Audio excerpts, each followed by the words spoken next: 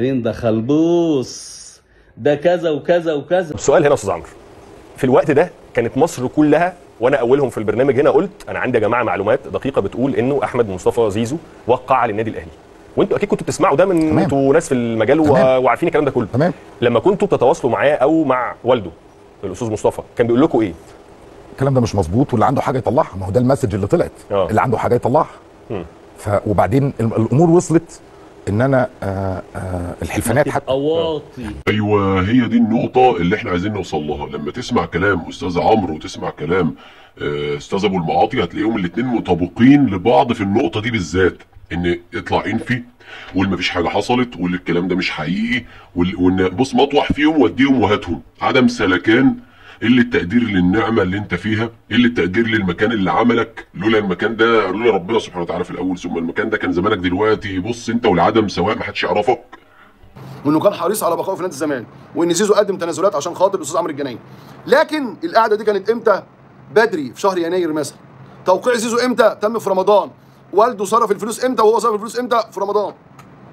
قبل كده. لكن اللي حصل بينهم بعد ما انا اتكلمت وقبل ما يكشف موضوع السفاره الامريكيه، ان حصل بينهم مكالمه، وزيزو كان بيحاول ينيم الدنيا كلها او هكذا تعامل، يعني ان انا ما وقعتش وانا موجود وحاجات بالشكل ده. والفيلم اياه اللي هو بتاع النافي، سيناريو النافي، حتى يعني مع انتهاء الدوري قال لك انا وقعت يوم ماشي، لكن كان اي التفاصيل انا اجزم لك ان زيزو كان مخلص في رمضان، وان الشيكات اتصرفت في 27 رمضان، اجزم لك. سمعت يا باشا بودانك؟ ده واحد من اكتر الناس اللي بتدافع عن النادي ده، النادي الاحمر، عشان تبقى بس يعني الكلام يبقى واضح.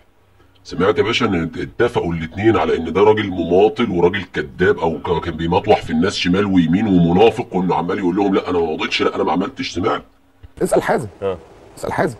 يعني حتى غيري انا، يعني انا عارف كويس قوي قوي قوي والتفاصيل خطوه خطوه. حازم. طب هل انا هاخد طرف الغاء؟ البعض بيقول او تحديدا زيزو والده ممكن يكون بيقولوا ان المشكله ما كانتش في فلوس، المشكله كانت في التقدير، ما كانش في تقدير ليهم او تقدير لوالد زيزو. كويس قوي. انا جبت زيزو عندي في البيت على فكره قبل الموضوع ده ما يخلص يعني قبل ما خلاص يعلن انتقاله خلاص للنادي الاهلي باسبوع يمكن. يعني قبل وفاه والدتي يمكن بثلاث اربع ايام هو اللي طلب يجي لي البيت. ربنا يخليك ويبارك لك. هو اللي طلب يجي البيت. ده بعد بقى ما تم، يعني بقى قبل ما يروح الاهلي خلاص. قبل ما يروح الاهلي بثلاث اربع ايام، حاجه بسيطه يعني. ف ده بناء على طلبه؟ هو راح وكان موجود اتنين اصحابه، مش فاكر الاسامي، معتز اللي هو شعره عامل ده، وواحد تاني اسمه احمد يحيى، مش احمد يحيى السمسار، افتكرت دلوقتي. والاثنين موجودين، ومعتز ده كان حاضر المقابله اللي تمت مع الوالد في حضور في مكتب هاني بيرزي، مهندس هاني بيرزي. قلت له انتوا بتقولوا حصل كذا كذا كذا كذا، انا كنت حاضر القعده دي، ممكن تقول لي ايه اللي حصل؟ اللي هم القعده اللي قالوا ان فيها حصل تطاول على والد زيزو. والله ولا الهوا. الراجل بيقول لك الواقعه بتاريخها بتفاصيلها بكل حاجه، بالناس اللي كانت قاعده، حتى معتز البرو، يعني حتى معتز البرو ما سابهولكش.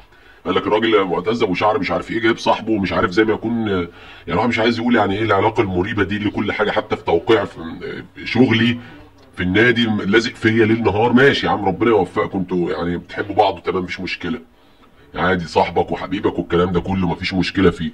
بس الراجل قال لك واقع، وقال لك انا ولا الهوا ولا حصل اي تجاوز. اطلع كدبه واعمل بيان كده، او اطلع احلف على الهوا ان الكلام ده ما حصلش، وان تم توجيه اهانه لوالدك وليك عشان كده انت عملت كده. اطلع لو ذكر، لو راجل اعمل كس. للاسف هتعملها ازاي دي؟ كابتن حسين لبيب مش غلط. احنا كنا في مكتب مهندس هاني بيرزي بحضور مهندس هشام نصر، وبحضور حسام المندوه، دكتور حسام المندوه. ايوه. وانا ووالد لاعب وصاحبه ومعتز. فقلت له يمكن في حاجه حصلت انا ما خدتش بالي منها. حط وشه في الارض. ده زيزو. لا معتز. زيزو ما كانش حاضر القعده. ما كانش حاضر القعده دي. قلت له طب قول لي ايه اللي حصل، واي حد غلط يعتذر. صم بكم ولا حاجه، صدقني مفيش حاجه خالص، ما حدش غلط.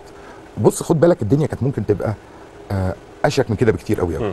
انا ماشي مش هكمل. لا اله الا الله محمد رسول الله، ربنا يوفقك. انما وحياته وحياته وحياته، ارجوكوا رجعوني، ارجوك هاتوني، وارجوك. هو ده يعني ده اللي ايه. هو الراجل قال لك يعني بص والله العظيم بمنتهى البساطه، والله الانسان السالك المحترم الناس كلها بتحترمه، حتى يا عم لو بص انت لو ضدي يعني، حتى لو سبتني ورحت الناحيه الثانيه، بس بمنتهى الادب والاحترام يا جماعه انا مش هكمل، انا مش مرتاح، مش عايز اكمل انا هنا خلاص تمام، السلام عليكم وعليكم السلام.